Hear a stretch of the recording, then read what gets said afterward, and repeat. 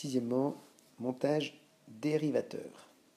Donc le montage dérivateur est constitué d'un AOP que l'on considère comme parfait, donc toujours I plus égale à moins égale à 0, ainsi que donc un condensateur à l'entrée et une résistance R réalisant la contre-réaction. Donc l'AOP fonctionne en régime linéaire. Nous allons donc, pour étudier cela, réaliser deux mailles. Voilà, donc nous rappelons que IC est égal à I- plus IR, c'est la loi des nœuds, or I- égale 0, donc IC égale IR. Alors, ça c'est la loi des nœuds. Donc le courant dans le condensateur est le même que dans la résistance.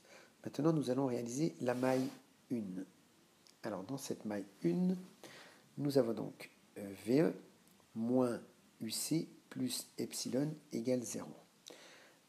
Nous avons ici pris comme sens de la maille le sens des aiguilles d'une montre, c'est-à-dire le sens horaire. Ensuite, comme l'AOP fonctionne en régime linéaire, nous avons epsilon qui est égal à 0, ce qui nous va donc nous amener à avoir VE moins UC égale 0, c'est-à-dire VE égale UC. Ensuite, nous allons définir une seconde maille, donc nous appellerons la maille 2, qui est constituée donc, voilà, elle est représentée de VS, de UR et de epsilon. Dans ce cas-là, VS plus UR plus epsilon égale 0. Nous savons que epsilon est égal à 0 puisque le montage fonctionne en régime linéaire. Nous obtenons donc que VS plus UR égale 0. VS est donc égal à moins UR. Voilà. Donc ensuite, UR a pour expression R fois IR, loi d'Ohm, ce qui nous donne VS est égal à moins R fois IR.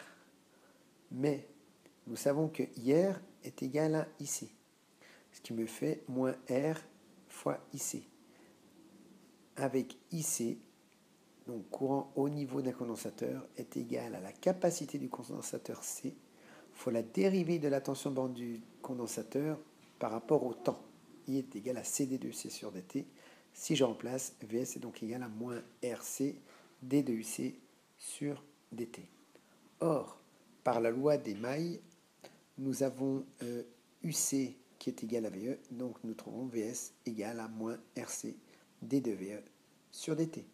Nous avons donc un montage ici dérivateur qui va avoir inverseur, bien sûr, qui va donc avoir pour fonction de dériver VE. Donc nous avons VE qui est dérivé par rapport au temps et multiplié par moins RC, d'où le nom de dérivateur inverseur. La constante RC, qui est représentée donc ici, porte le nom de constante de temps tau. Tau qui vaut RC. Voici. Donc maintenant, application. Donc l'application qui vous est proposée ici. Donc pour les deux exemples suivants, représentons la tension VS en fonction du temps. Donc premier exemple, la tension VE. Voici mes repères. Donc premier exemple, la tension VE est un signal triangulaire.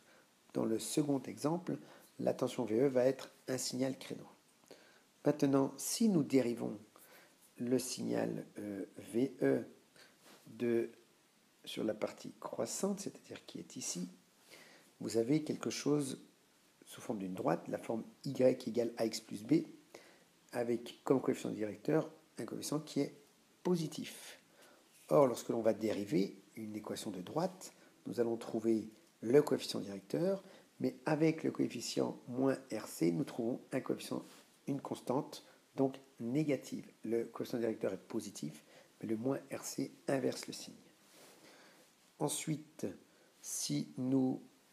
Donc voici le même type de raisonnement pour la partie décroissante, au coefficient directeur négatif, mais avec le moins RC, ça nous fait quelque chose de positif. Ensuite, nous avons VE qui est sous forme créneau. Donc le créneau est constitué de deux constantes. Et lorsque nous allons dériver ces deux constantes, nous allons obtenir 0. Mais pour passer d'une constante, donc par exemple pour passer, lorsque VE passe de 2 volts à moins 2 volts, eh bien nous avons quelque chose sous forme d'une pente infinie. Une droite avec une pente infinie, si nous dérivons, nous n'obtenons que la pente, d'où ces pics. Toujours inversés, si la pente est négative, nous obtenons un pic positif. Nous avons donc une pente infinie, donc qui va être limitée par plus ou moins V7.